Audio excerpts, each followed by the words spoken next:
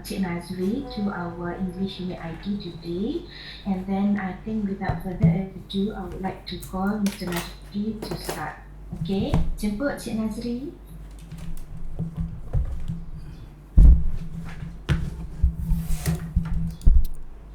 Ya, terima kasih Puan atas jemputan kita. Assalamualaikum, selamat pagi. Good morning to you all. Wait, I need to turn on my camera first. Aha, okay. Can you see my camera? Yes, Cik Nazri, very clear. Okay. Okay, can see you.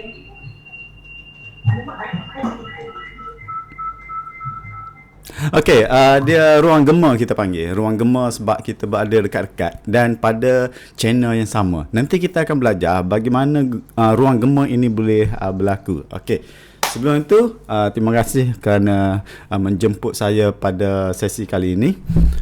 Tak tidur malam, tak lelap sangat sebabnya takut jumpa dengan, bukan takut, sangat excited dengan orang kata sesi perkongsian ini, dan memandangkan ilmu yang saya nak kongsikan ini mungkin jarang dikongsikan, tetapi ianya adalah sesuatu yang orang kata berguna lah.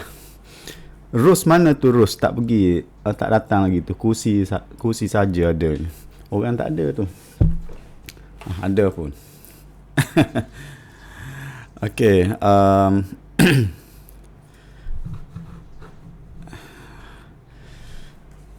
Boleh tak kita turn on kan kamera dulu semua sebelum kita start?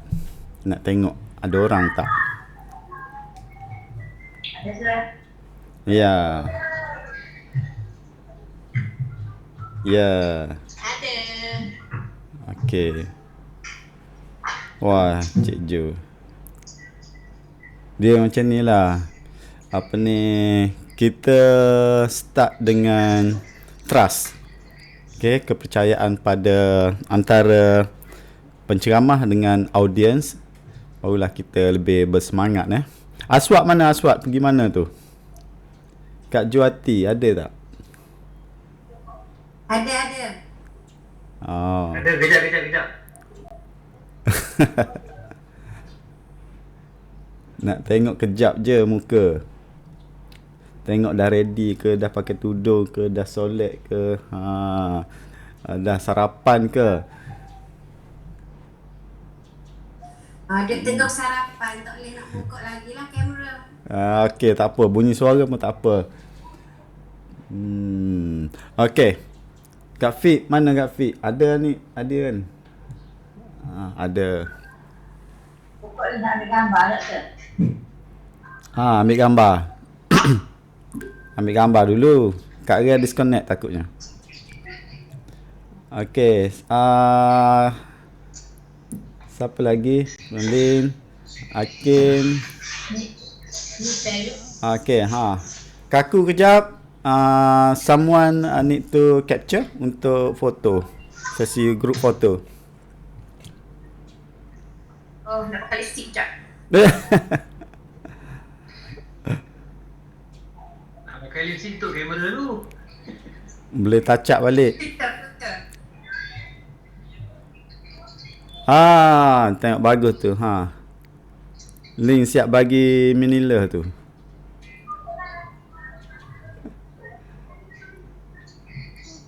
Okey. Siapa snap ni?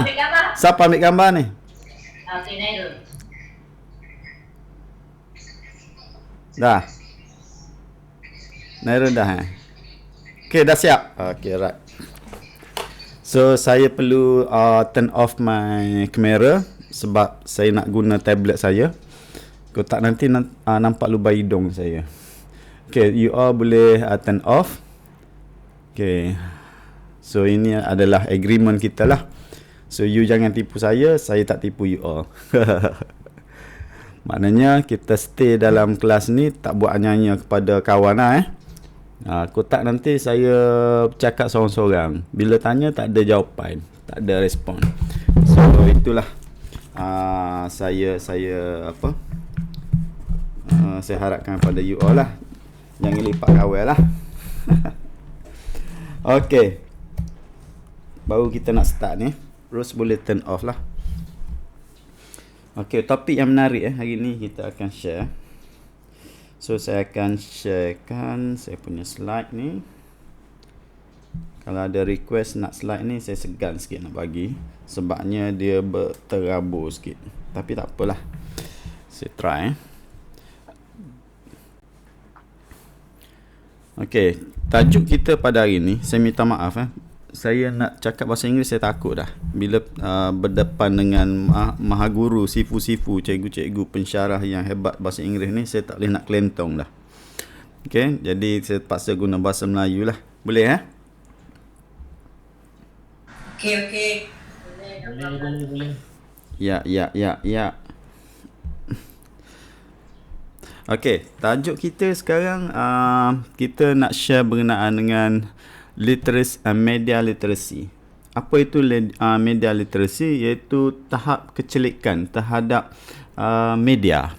Media ni adalah yang saya ingin maksudkan adalah medium penyampaian maklumat pada zaman sekarang. Okay, dunia tanpa literasi media dan maklumat. Maksud dia adalah tidak ada pengetahuan untuk membuat filtering, membuat pilihan ataupun menguasai maklumat-maklumat yang sepatutnya lah. Yang ni saya pergi laju-laju sikit.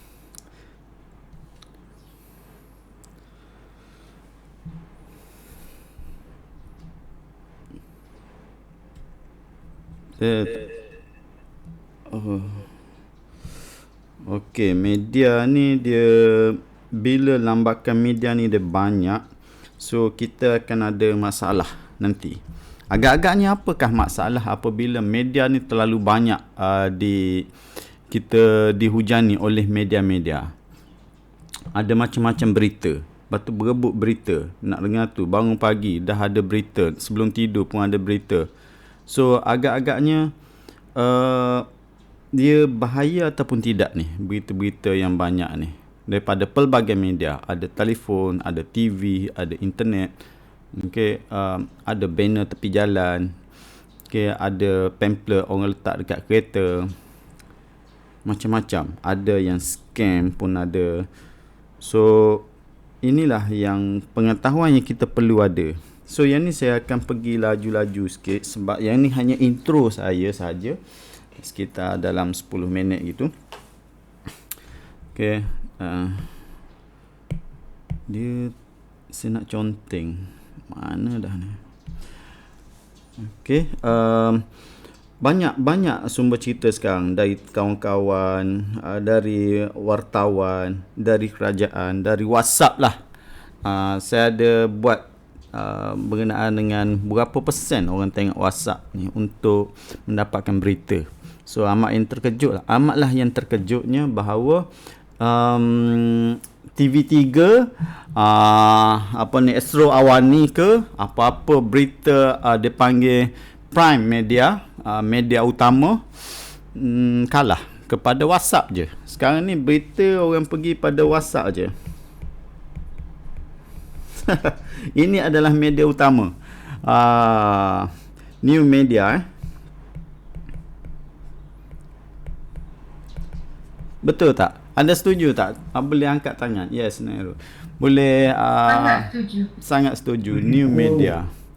Dan kita pun terkejut kan. Walhal WhatsApp ni tak ada siapa yang kawal. Tak ada orang kata filtering ke kesahihan ke. Tapi inilah new media yang realitinya sekarang mengambil alih kepada prime media. Prime media ni arus perdana, macam TV3, TV semua, TV, radio, surat khabar, tu prime. Dan dia ada alternatif media. Dan yang ni salah satu media terbaru yang popular sekarang. Apa-apa benda, cek WhatsApp lah, cek WhatsApp. Tu tak buka WhatsApp lah, tu tak tahu cerita. Okey. Dan satu perkara yang ini yang menjadikan masalahnya adalah tidak ada etikanya. Saya rasa you all nampak ke tak ni nak kena edit sikit dia punya mana dah kecil ni besarkan saiz sekejap.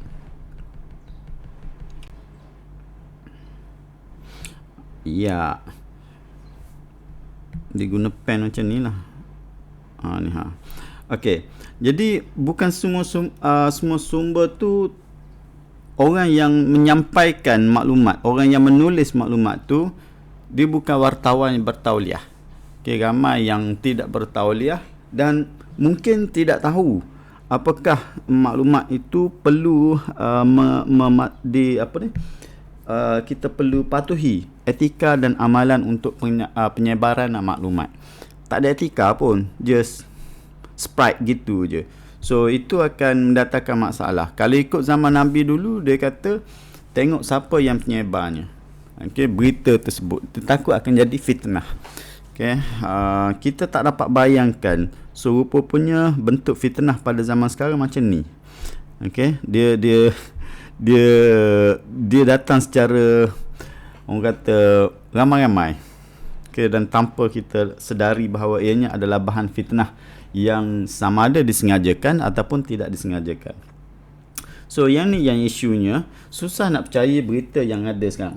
So kita terpaksa ambil effort yang lebih untuk selidiki siapa yang tukang sebar, betul tak betul, tarikh dia betul ke tak, dia bercakap pasal siapa.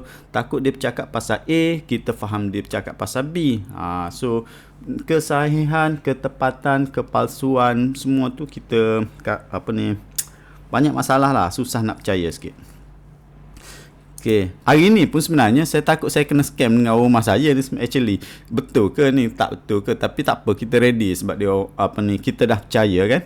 Walaupun kena scam, saya reda je lah, sebab takutnya dia kan tengok dalam media sosial sekarang dikenakan orang macam-macam cara kan.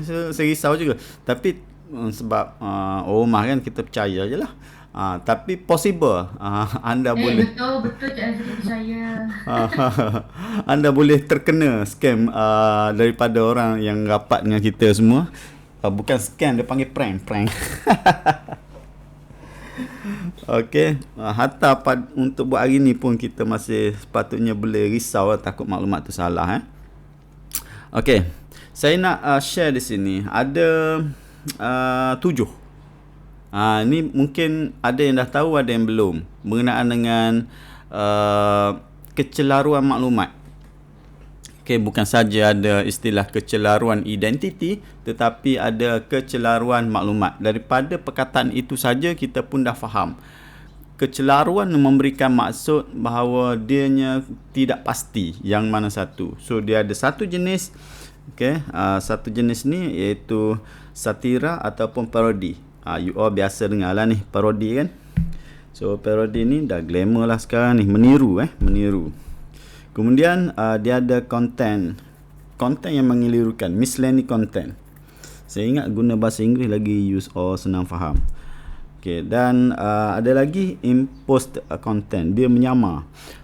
Okay, kalau kita lihat sini, kalau menyamar ni dia sengaja lah, dia nak tipu kan, menyamar ni. Kemudian fabricate content, kandungan yang dibuat-buat sebenarnya tak ada pun, dia reka-reka je sendiri.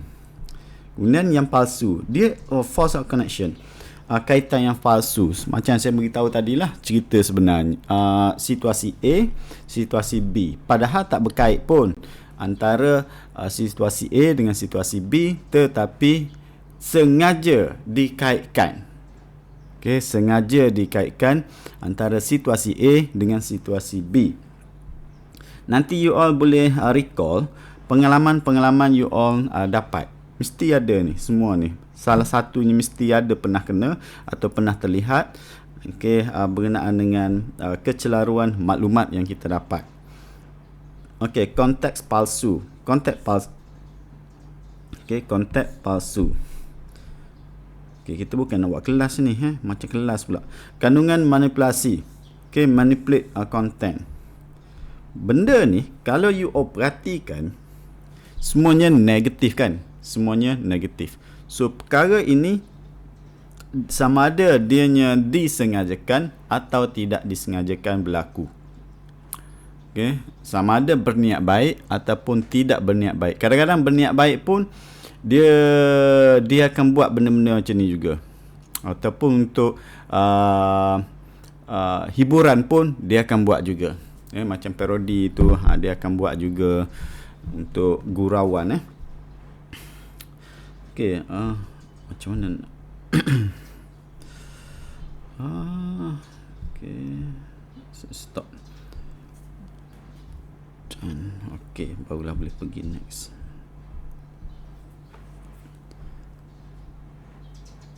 Okey.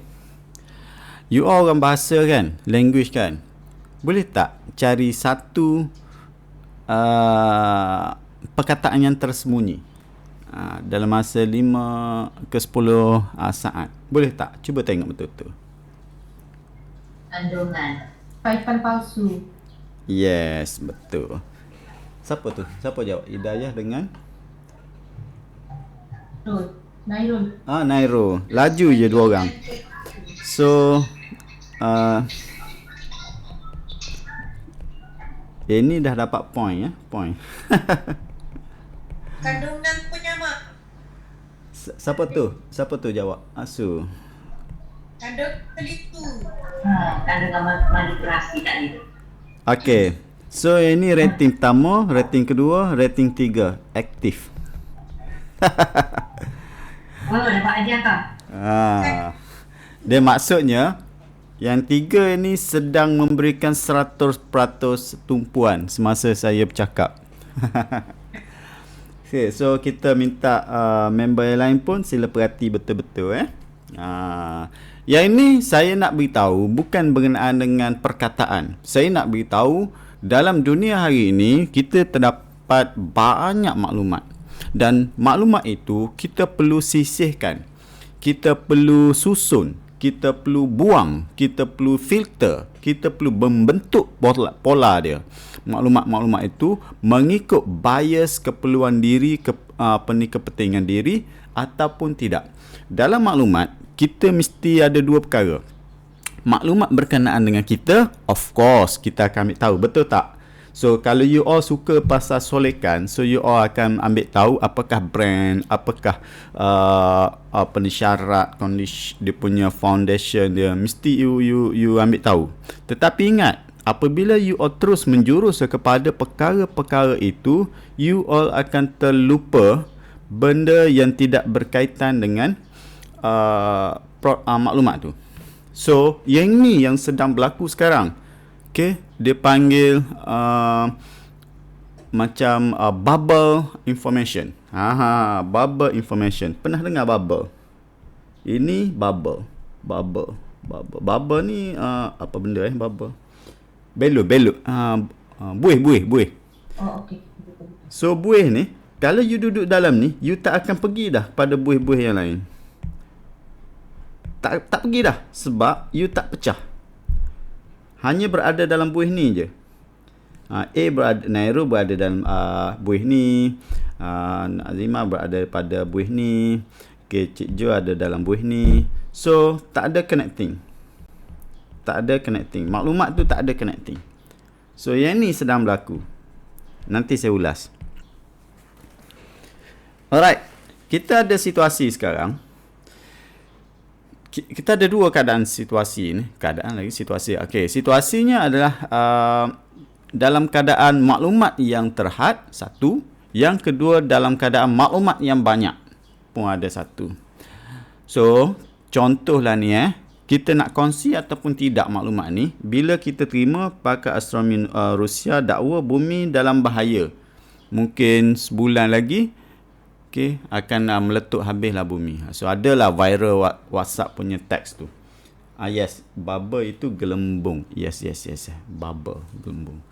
Nanti kita akan masuk slide dia. Cuma saya buat intro je dulu.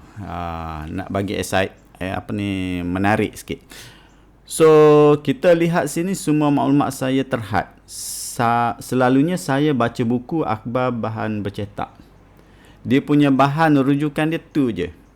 Okey, maklumat saya terhad, saya hanya dengar radio sahaja. Saya tiada peranti yang lain. Ini kita lihat pada orang yang jenis tak tengok berita. Dia bukan dia tak ada, tapi jenis dia macam tu. Kalau ada orang tu dia tak tengok pun TV, dia hanya tengok berita dekat Facebook sahaja. Ada. Memang ada zaman sekarang. Kita cerita pasal zaman sekarang ni, kita tak cerita pada zaman dahulu kala. Biasanya semua berita saya dapat daripada WhatsApp, keluarga dan kawan-kawan. Lihat keadaan sekarang ni. Kita sekarang nak tahu mana yang betul, mana yang salah, mana yang kita kena ambil tindakan, mana yang patut kita elak tindakan. Apa ni orang kata, bersesuaianlah kita sebagai pensyarah. Kita perlu bijak dalam menilai maklumat. Okey, cuba jawab.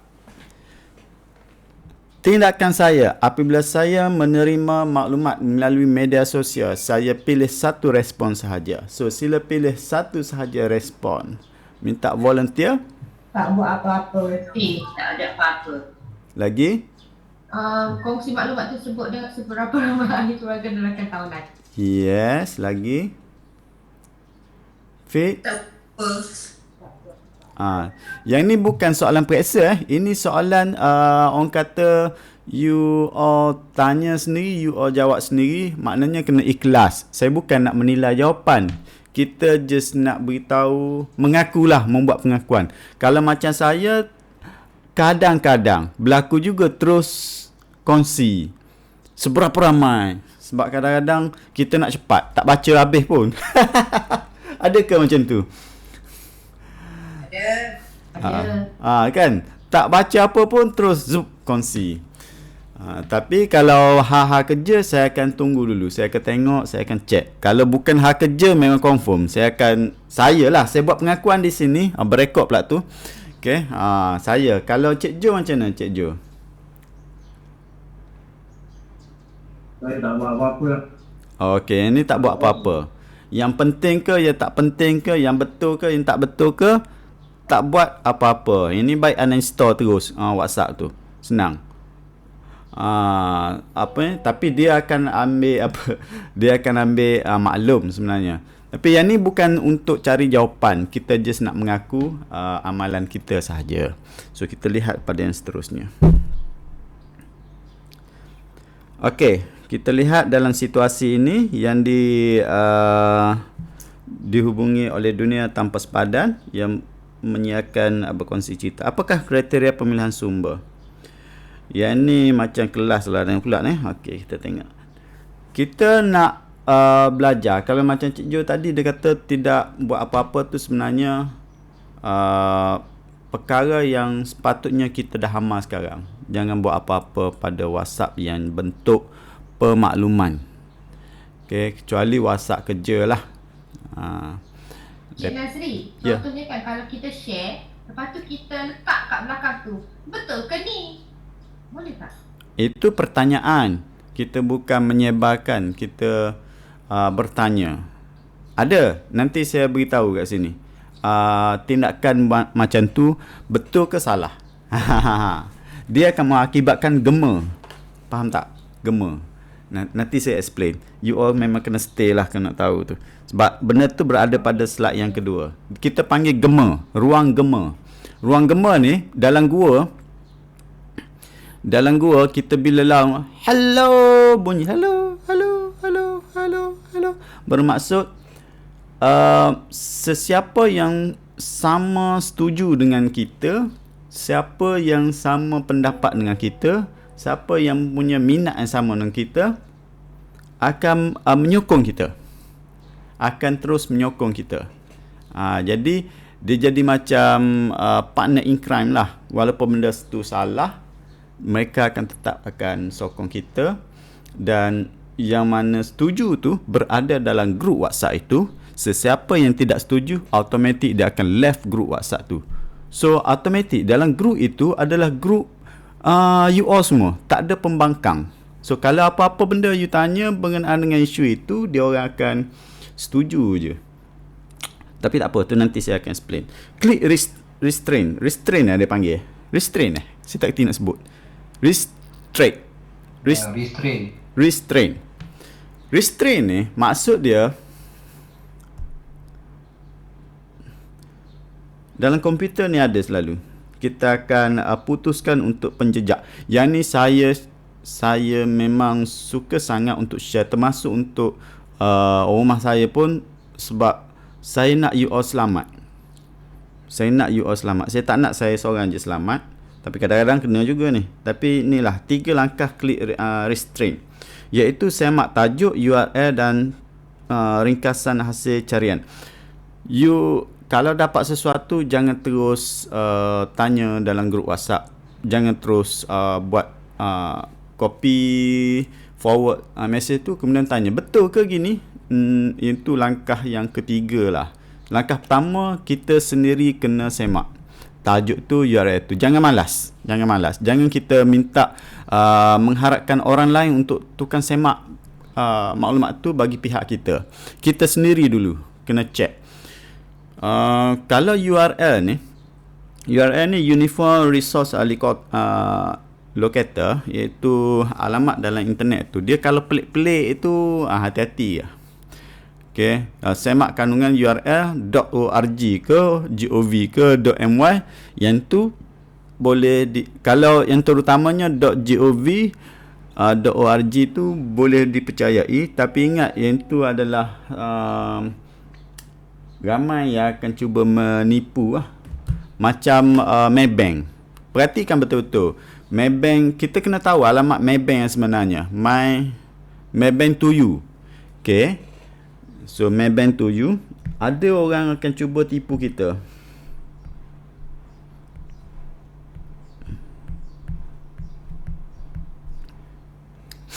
Ada akan macam ni dia akan eja macam lain.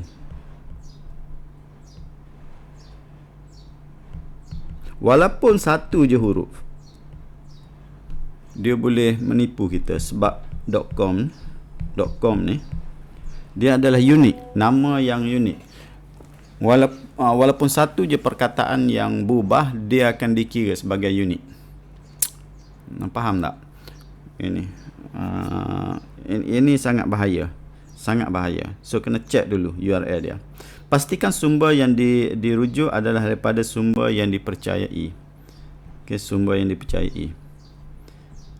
Macam mana nak percaya tu, kita kena tahulah wibawa dia. Sebelum ni pun dia memang dah producekan berita-berita yang kita boleh percayai. Selidik kemungkinan kandungan hasil carian yang ada unsur pengaruh daripada pihak lain. Betul. Walaupun kita dah check dalam Google, kena hati-hati juga. Sebab takutnya dianya adalah daripada kandungan iklan berbayar.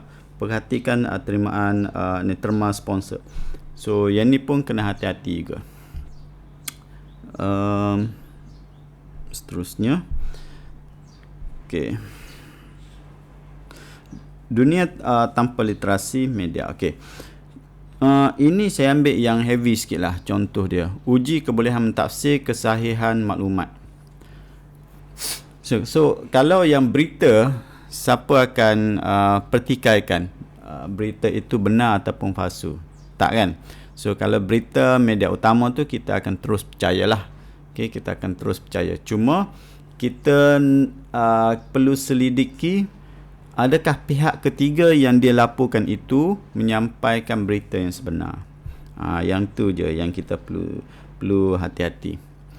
So sepintas selalu tanpa merujuk atau membuat carian daripada mana-mana, adakah anda yakin bahawa anda mampu menentukan kebolehpercayaan maklumat ini yang anda lihat? So uji kebolehan anda melalui permainan. Ada permainan, malas klik. Okay. Satu lagi, kalau anda nampak ada graf-graf macam ni, adakah anda akan terus mempercayai maklumat itu adalah betul dan tepat? Sebenarnya anda tak boleh untuk terus mempercayai ketepatan. Kalau graf-graf macam ni biasanya exam kalau kita ni exam punya statistik akan keluar macam ni lah. So sepatutnya setiap daripada kita ini mempunyai pengetahuan juga kemahiran untuk membuat simple analisis. Okay. kena tahu juga. Walaupun kita kata saya pakar bahasa, saya tak tahu matematik ni. Actually untuk graf-graf ni dia bukan spesifik, dia adalah bentuk umum, masih lagi umum. Dia kira macam pengetahuan umum sajalah. So tidak membataskan kita ni pakar bahagian apa. So ini sekadar matematik biasa saja. Macam nak kira harga apa semua kan. Saya orang bahasa, saya tak tahu nak kira harga ayam ni berapa. Tak boleh lah, sebab itu adalah sesuatu yang umum. Membuktikan maklumat dalam talian, yang ni yang selalu berlaku lah. Dan ada yang menjadi, ada yang tak menjadi ni. Ada orang kata kalau telefon tu terendam dalam air, nak keringkan, letaklah dalam beras. Saya tengok dalam cerita Korea semalam pun, dia pun kata macam tu juga.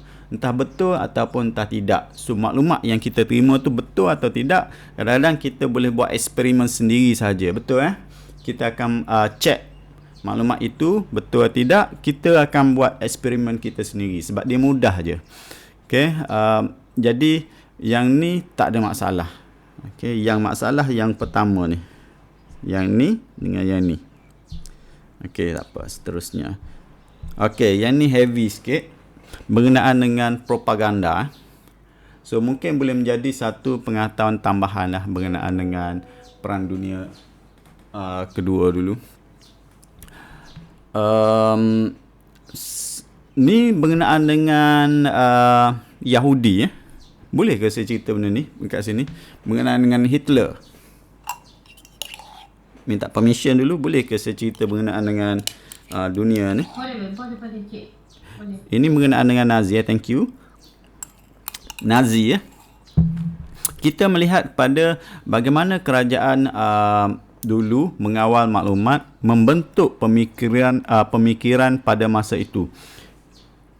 Sebab saya nak buat perkaitan antara yang sekarang.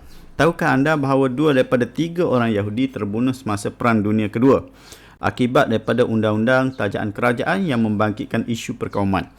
Kalau lihat daripada sini, dia ada persamaan dengan kita pun sebenarnya, tapi kita refer pada sejarah. Dan anda tengok setiap gambar yang saya ambil akan ada, nampak kejadian berlaku di Jerman, maklumatnya adalah tepat, padat, semua komplit. Sumber gambar encyclopedia.ushmm.org. Benda-benda yang saya refer mesti ada rujukan, sebab saya nak ketekalan kesahihan maklumat yang saya guna, dan juga website yang saya refer. So inilah yang kita kena amalkan. Apa yang kita bercakap pun kita mesti ada sumber rujukan yang kita boleh percayai.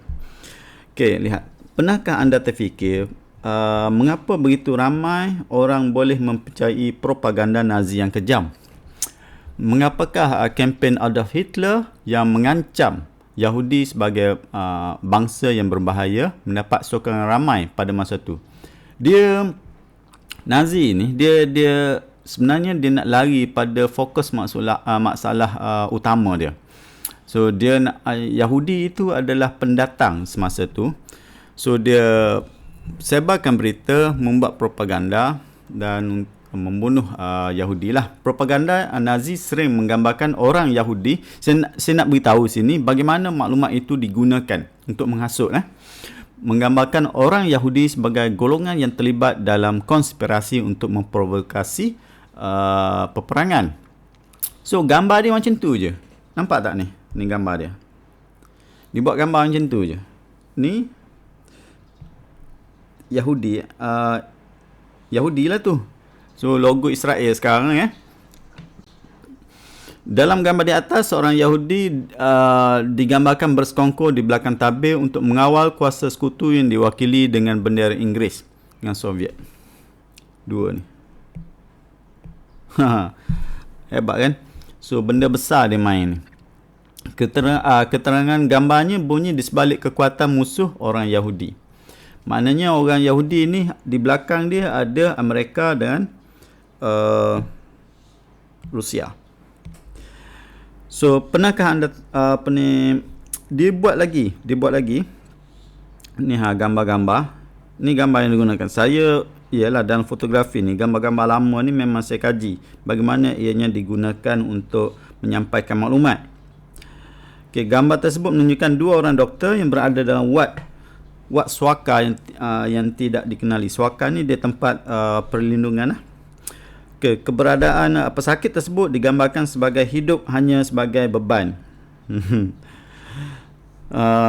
Untuk dia punya tujuan dia adalah untuk menumbuhkan rasa simpati masyarakat terhadap golongan tak kerti nak sebut Auhanasia. Okay, Auhanasia ni dia pembunuhan secara sistematik pesakit kurang upaya di Jerman. Kalau geng-geng sakit tidak ada potensi untuk sembuh, okay, dekat Jerman ni dia ada program membunuh lah bagi orang yang tak ada potensi untuk hidup.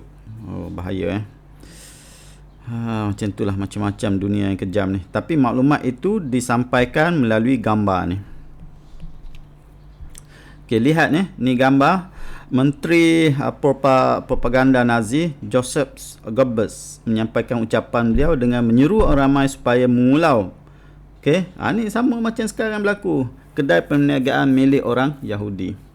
So ini adalah secara langsungnya dia menyampaikan maklumat.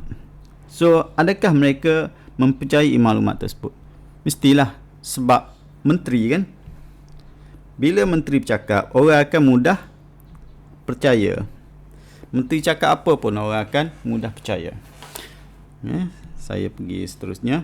Jika anda dikelilingi dengan maklumat sebegini dalam kehidupan anda, adakah anda juga akan mempunyai Adolf Hitler? Macam mana? Saya suka tanya Aswad ni. Aswad macam mana? Kalau anda lah pergi jalan macam ni pun jumpa juga iklan pasal Nazi, anda pergi perhimpunan pun nampak iklan, buka WhatsApp pun nampak, dekat church pun ada lagi pasal Nazi. Banyak sudut maklumat propaganda ni disampaikan.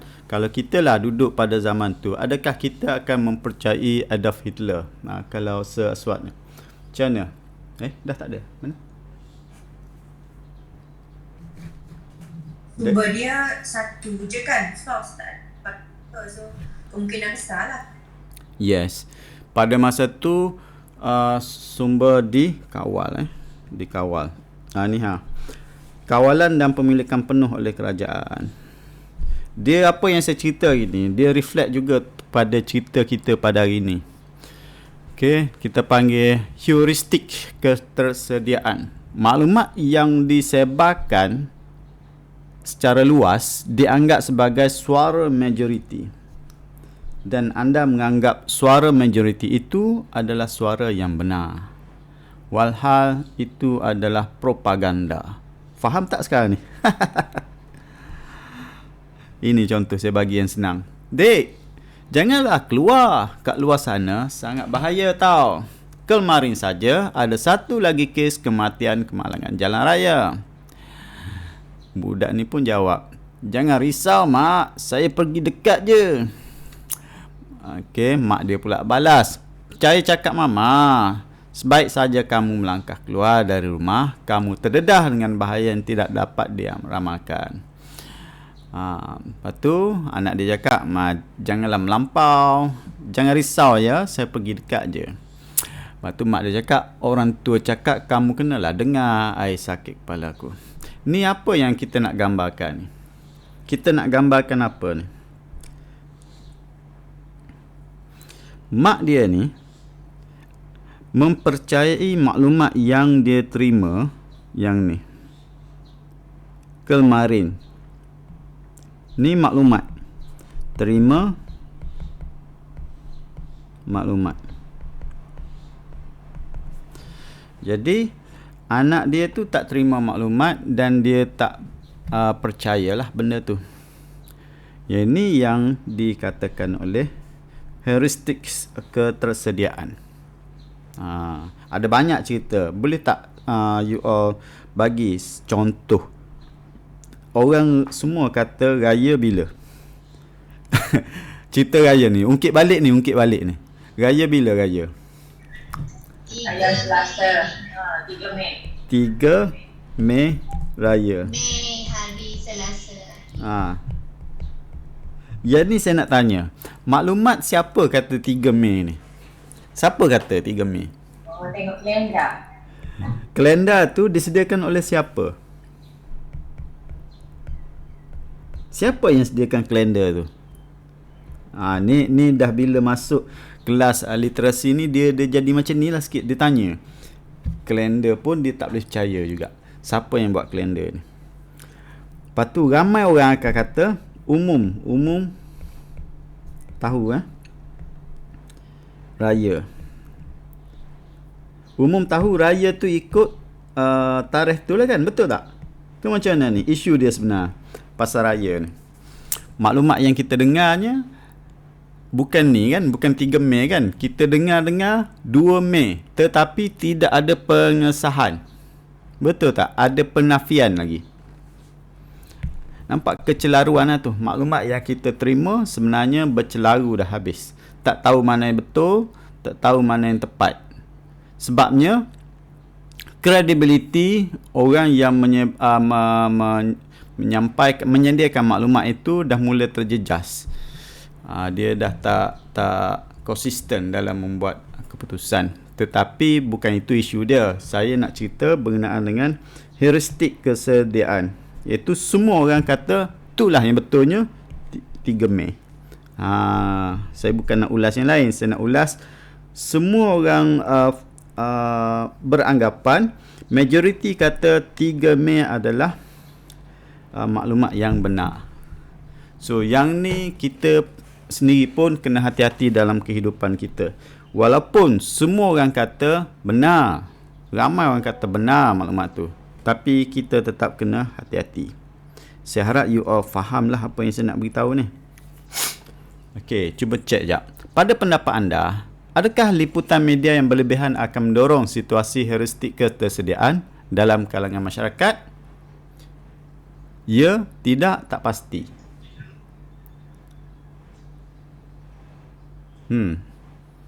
Lama tu fikir. Ya.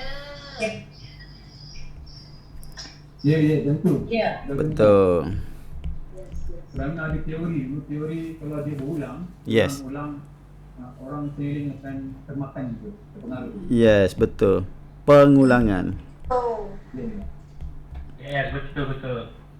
Terima kasih Cik Jo. Repetition. Repetition repetition. Okey. So ini cara kita nak kawal anak-anak kita juga sebenarnya. Buatlah pengulangan, buatlah benda tu menjadi heuristik ketersediaan. Kita bagi maklumat yang sama. Kita bagi maklumat yang sama. Jadi anak-anak tu dia akan terpengaruh dengan sendirinya. Kita manipulate ilmu kita yang dapat ni, kita manipulate. So kalau kita yang jadi bos dekat organisasi kita, benda ni juga kita akan buat. Kita akan buat penegasan, buat pengulangan, buat sampai keterlaluan. Sampai kan dia akan mendatangkan kesan kepada psikologi kita. Bila buat benda tu, kita akan rasa bersalah. Padahal tak bersalah pun. So benda ni patutlah kita tahulah. Okey. So yang ni saya tak nak sentuh. Saya nak sentuh yang ni. Aplikasi dalam konteks harian. Yang ni apa ni? Siapa tahu ni? Aplikasi apa ni? Shopee. Saya tak boleh nak tulis sebab takut nanti mengata kat dia pula. Sebab tu kita tak mention platform mana. Tapi untuk close macam ni boleh lah. Yes, Shopee ataupun mana-mana platform e-shopping lah. So apa masalah dalam benda ni? Masalah bukan dalam benda ni. Masalah pada kita sendiri. Kita tak betul-betul selidik. Benda berkenaan dengan harga. Benda berkenaan dengan betul ke benda ni ada kesan. Benda berkenaan dengan bukan masalah pada Shopee ni. Masalah pada kita. Kita selidik macam mana? Okey. Ini isu dia. Senang nak beli barang sekarang dengan beberapa klik. Barang sudah sampai di pintu pun. Namun benarkah produk kosmetik yang sering dikatakan mendapat kelulusan KKM benar-benar mendapat kelulusan KKM? Okay, sebenarnya produk kosmetik tersebut hanyalah berstatus notifikasi. Hanya makluman sahaja. Ini pun banyak isu dia. Ni Nelofa dengan pisang. Susu pisang apa dia panggil? Susu pisang.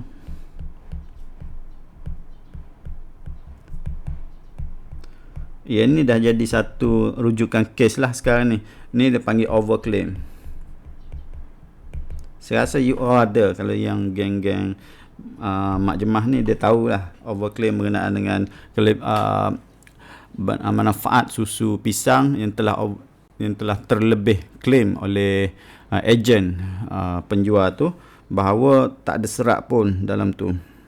So ada doktor daripada mana dah dia ada tegur lah.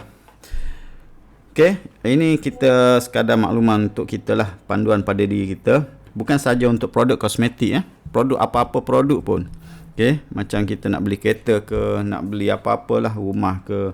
So perhatikan perkara yang perlu kita tahu. Term and condition tu sangat penting. Apakah yang dimaksudkan? Ini saya refer pada yang kosmetik dulu. Yang bermaksud bahawa produk saya telah mendapat kelulusan oleh KKM.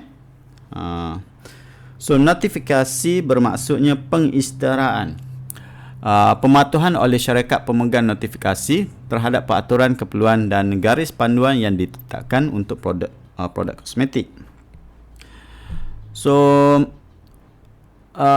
dengan itu pihak syarikat telah mengambil tanggungjawab untuk memastikan bahawa produk telah dinilai dan dipastikan selamat, berkualiti dan berkesan sebelumnya.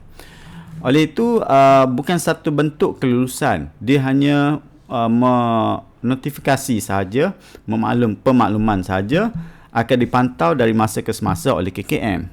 So yang itu sebenarnya KKM tak pernah keluarkan kelulusan lulus KKM. Dia tak ada. Dia KKM akan beri bentuk notifikasi sahaja. Pada pendapat anda, apakah punca sesetengah pengeluar mengaku produk mereka lulus KKM? Macam mana? Apakah sebenarnya kenapa mereka claim lulus KKM? Kekurangan kebebasan editorial ke? Ataupun kekurangan pluralisme media ke? Ataupun kekurangan etika media dan maklumat? Yang mana satu agak-agaknya? Yes, C. Sebenarnya mereka tak tahulah. Macam kita juga tak tahu. Ini sebenarnya etika tu. Okay, etika. Syarikat sebenarnya diberikan kebebasan. Macam kita lah, diberi kebebasan untuk menulis apa sahaja. Tetapi ingat, jangan mengutuk kerajaan. Tu tak boleh bercerita tentang dasar-dasar. Yang tu tak boleh. Tapi kita bebas bercerita pasal apa-apa pun. Cuma ada beberapa perkara kita tak boleh sentuh. Samalah dengan kes-kes ni. Kebebasan tetap diberikan, dijamin di bawah perlembagaan persekutuan. Berikut contoh penjual yang mengeluarkan produk lulus KKM. So saya rasa tak perlu detail lagi. Okey, cuma saya nak beritahu media ini adalah kuasa keempat. Bukan cakap main-main. Kita boleh jatuhkan seseorang tu dengan menyebarkan maklumat je. Betul. Okey, kadang-kadang kita tak suka pada orang tu, kita akan sebarkan, buat laporan ke, buat perkabaran angin ke. Kita boleh jatuhkan orang tu, tapi tanggunglah sama ada dosa ataupun pahala, kita pun tak pasti. Tapi nak beritahu betapa powernya media. Start daripada zaman dahulu kala lagi media dikawal. Dan Adolf Hitler pun telah mengetahui kekuatan media. Betul tak?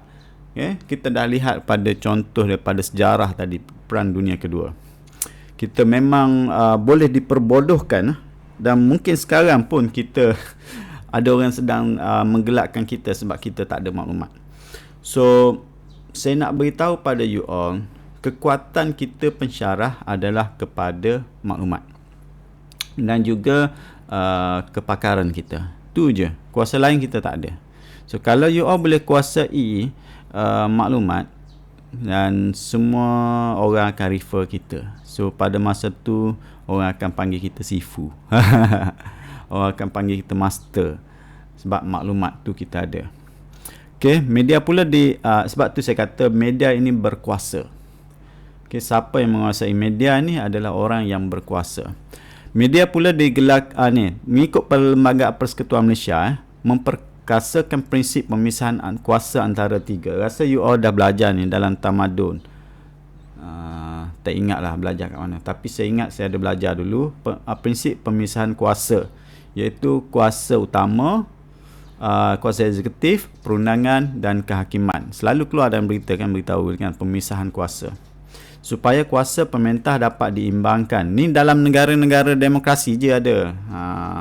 Negara yang tak amalkan demokrasi tak ada ni. So kuasa keempat, itu ada 3 kuasa kan? Kuasa eksekutif, perundangan dan kehakiman. Dan kuasa yang keempat adalah kuasa media. Kerana peranan memaklumkan berita terkini serta meneliti ketiga-tiga kuasa tersebut, memastikan maklumat yang disebar luas. Saya nak beritahu, orang yang salah guna kuasa pun media boleh lapor. Itu yang jadi orang pun takut. Viral-viral ni memang orang takut. Okay, viral ni orang kata memang menjadi ketakutan lah pada masa sekarang, sebab ianya kuasa. Sebenarnya viral itu ada satu kuasa. Okay, so hati-hatilah dalam pemilihan media, penggunaan media, sebab semua orang ada kuasa sekarang. Faham tak?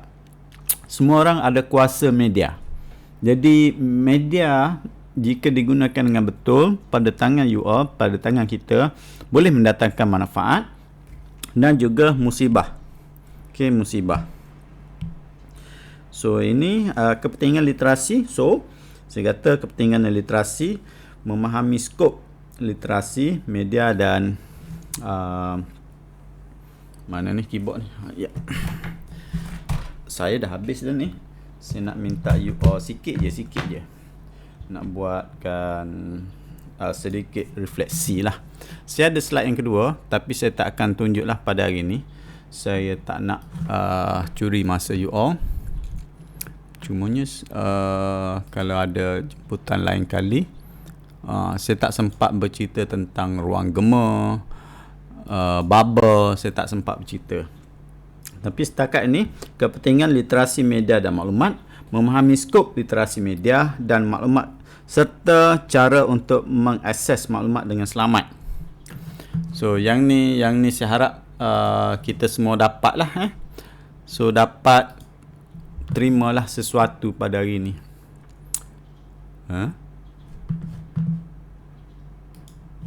Asal dia keluar sini. Ya tuan-tuan. Dapat pun. So saya akan minta you buatlah sedikit refleksi untuk sama-sama, bukan sahaja untuk saya dan juga mungkin untuk rujukan lain lah. Ini ada Padlet ni sikit. So bolehlah tengok pada Padlet tu, tulislah refleksi itu sahajalah untuk hari ni. So anda akan klik pada padlet.com. Saya punya Padlet, saya ada tulis dekat tu apa? Saya ada tulis dekat chat, ruangan chat. Itu saja untuk daripada saya hari ini.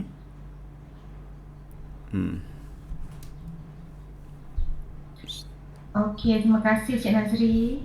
Ya, saya sama. Terbalik.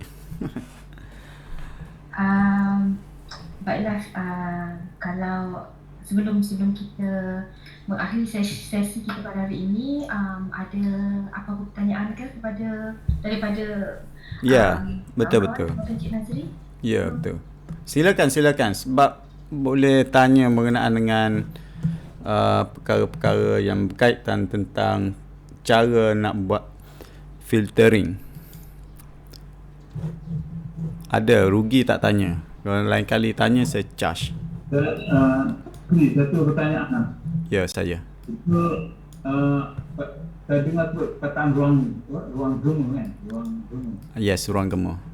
Itu belum di explain lagi ya. Saya nak explain tapi masa dah nak habis. So saya Okay. follow tu. Tapi saya boleh share kan. Perkataan gemuk tu kalau ikut daripada pengalaman saya, pengetahuan saya, Ya. bila orang menjerit ataupun membuat suara kuat dia akan lantun kan. Ya, betul, lebih kurang gitulah. Orang lantun. Tapi dari segi terma dia, saya pernah saya ingat lagi perkataan gemuk sepatutnya perkataan talun. Boleh cek lah. Salun. Talun. Ya. Dulu Hmm. masa saya belajar, dia kata itu talun tu. Bila kita kata, hoi, dia kata, hoi. Dia talun. Itu betul. Itu je lah nak mungkin kita nak tengok daripada segi satu daripada bahasa Inggeris atau bahasa Melayu, tengoklah macam mana. Ya je. Gemma dengan talun. Bila saya talun. Asal dia nak tengoklah kalau betul ke salah. Okey? Jadi lah nak tengok. Okey, macam mana ni boleh saya teruskan sikit sebab saya nak sebab benda ni penting untuk saya tunjuklah kalau tak keberatan untuk mencuri masa tuan-tuan. Ada sikit lagi. Boleh sikit untuk gemuk. Boleh Cik Nazir, silakan. Okey, terima kasih.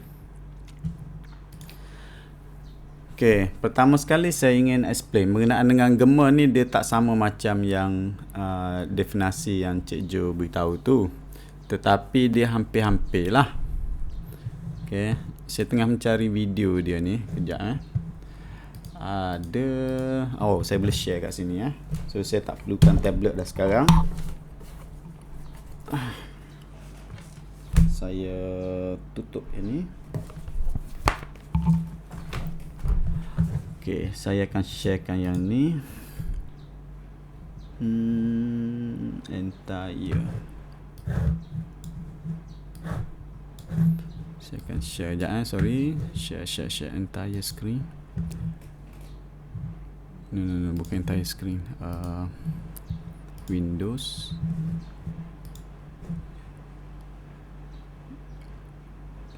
Dia tak ada ni. Share je lah. Okay, yang alright. So tadi saya ada juga cerita dengan berkenaan dengan filtering bubble. Bubble saya ada sebut nama bubble, dan bias spektrum ni saya tak sempat sebut lagi. Dan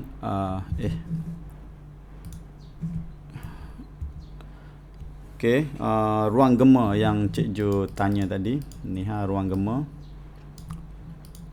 Ya.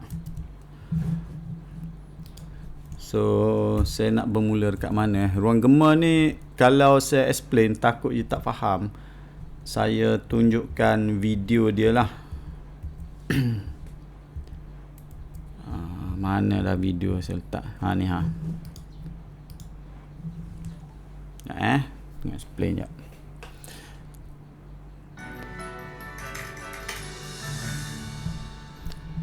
Okay. Ini adalah Puan Miss. Dia adalah suri rumah edukasi dan educate Taman Perumahannya. Ada banyak informasi di luar sana. Bagaimana Puan Miss menapis maklumat yang mana yang benar dan penting? Jom lihat cara Puan Miss mencari maklumat. Pada suatu hari, Puan Miss mendapat SMS dari MKM.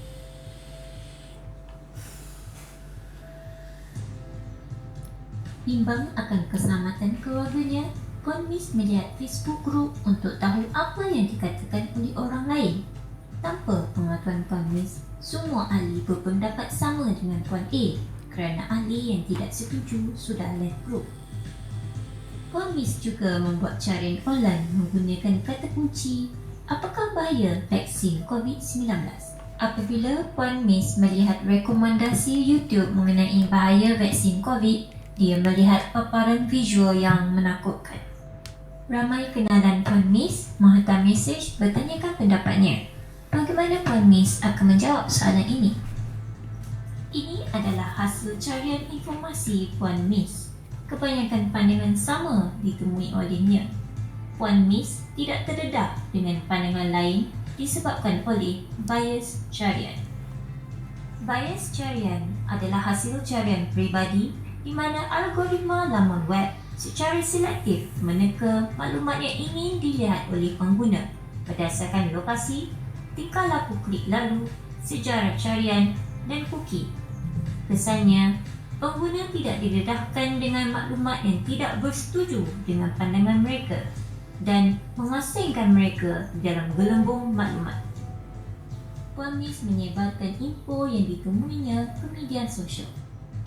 Dengan cepat, info yang ditemui pengemis menjadi viral di media sosial. Ini mewujudkan kesan ruang gema di sekitar pengemis yang menguatkan keyakinan yang pendapatnya betul. Jika ada pihak berpendapat lain dari dia, pengikutnya akan bergaduh atau keluarkan mereka dari grup. Akhirnya, ramai tidak ambil vaksin dan COVID-19 tidak berjaya dicegah dengan efektif. Okay, saya rasa you all dapat dah tengok video tu kan. So,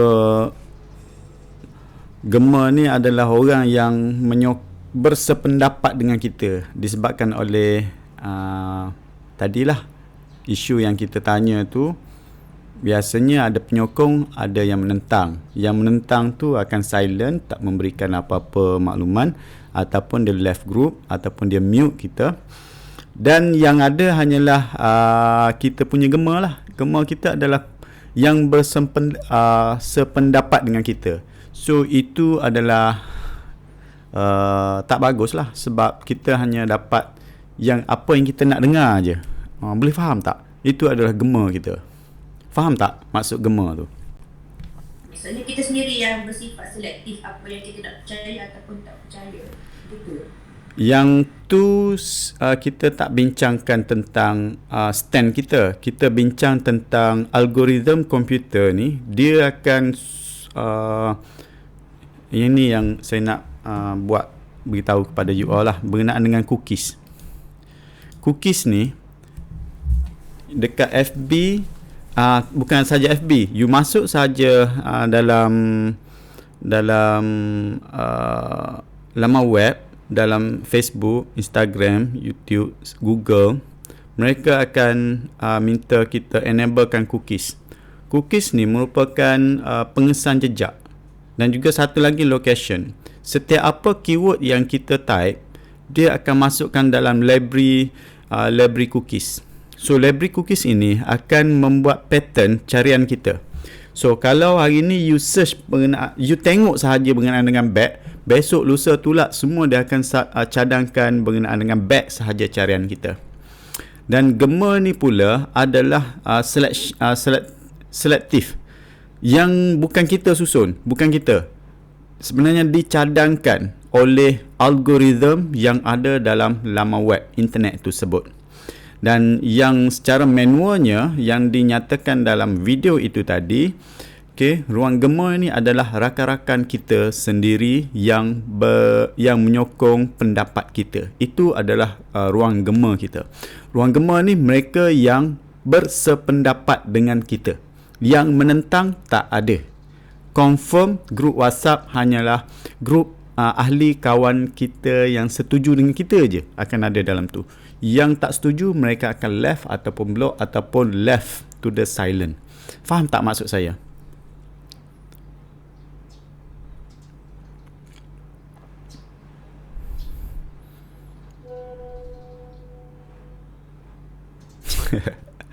Agak lama nak faham Faham tak? Sangat heavy ke kefahaman ini untuk ditelaah? Satu lagi istilah dia Encik Jo, kita panggil echo chamber. Ruang gema ni juga kita panggil echo chamber. Boleh lihat kat bawah ni. Ni Susah ke? Okey. Boleh faham ke? Boleh faham. Echo chamber kita panggil. Dia sama ada secara yang sebenar sosial kita, interaksi kita, ataupun secara algoritma dalam komputer. Ini dia cerita berkenaan dengan kawan-kawan kita tau. Kawan-kawan kita. Hari-hari kita bercakap dengan kawan kita yang sama. Kawan kita yang yang mempunyai pendapat, kawan kita yang mempunyai stand yang sama dengan kita. So maklumat tu maklumat yang sama sahaja dengan yang kita. Siapa yang kita tak suka, kita tak akan bercakap dengan orang yang kita tak suka. Betul tak? Ini natural kita. Kita tak akan boleh bercakap panjang, bertukar-tukar fikiran dengan pihak lawan kita, orang yang kita tak suka. Ini confirm. So apa sebenarnya yang berlaku? Kita akan menjadi selektif terhadap maklumat yang mana macam Puan Sulastri beritahu tadi. So kita akan selektif, dan bila selektif kita akan miss info. Sepatutnya kita terima je semua info dan barulah kita buat judgement pada info yang kita terima. So kalau kita selektif, kita akan kehilangan info-info. So yang WhatsApp tadi ada sini juga. Ni satu lagi benda yang saya nak share di sini sebelum masa tamat. Saya risau mencuri masa you all ni. Berkenaan dengan information hygiene. Bukan saja tangan ataupun kebersihan diri kita, tetapi maklumat juga kita perlu bersihkan. Okey. Elakkan ruang gema, menentukan maklumat yang sah. Okey, tidak kongsi maklumat yang belum disah kesahihannya, yang belum disemak. So, yang hari ni sebelum saya stop, saya nak dedahkan bagaimana kita boleh trace. Bagaimana kita boleh trace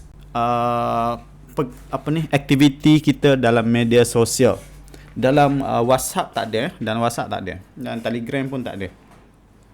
Yang ada apabila anda buka sahaja app dekat dalam handphone, kan dia ada mintakan enable share location. Ada tak? Ada tak? Yang tu dia nak, yes, yang tu bahaya. Dia nak trace kita punya location, geographical kita.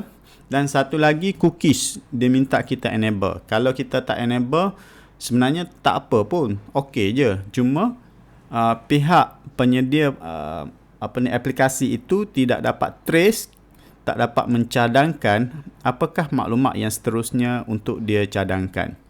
Sepatutnya kita jangan maklumat yang kita perlu terima itu perlulah terbuka, bukan berbentuk selektif. Okey, terbuka.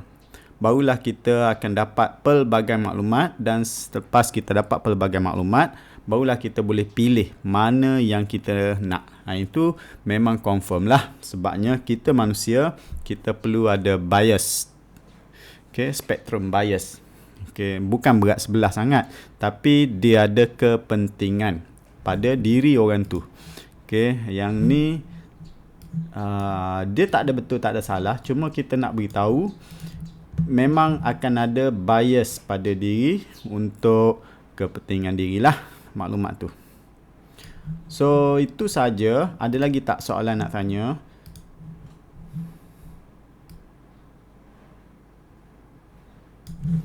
Ada tak lagi? Ke line dah slow tu?